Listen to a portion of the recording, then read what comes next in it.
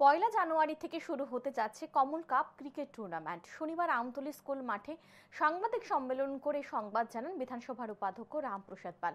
সাংবাদিক সম্মেলনে তিনি আরও জানান, উত্তর পূর্বাঞ্চলের মধ্যে কমল কাপ সর্ববৃহৎ ক্রিকেট টুর্নামেন্ট। প্রতি বছরের ন্যায় এই বছরও পয়লা জানুয়ারি থেকে এই টুর্নামেন্ট শুরু হবে।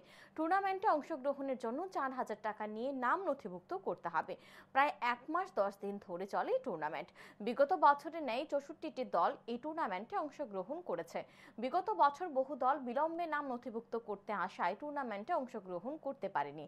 তাই তিনি সকলের প্রতি জানান, যারা আগে আসবে তাদের নাম আগে নথিভুক্ত করা হবে। খেলা হবে 16 ওভারে।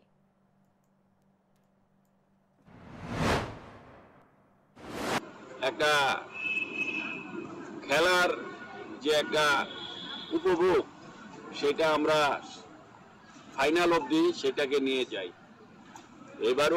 এবারও আমি আমার ত্রিপুরাবাসী থেকে শুরু করে আমি সমস্ত নর্থ ইস্টের সকল ক্রীড়াপ্রেমিকদেরকে আমি আহ্বান জানাচ্ছি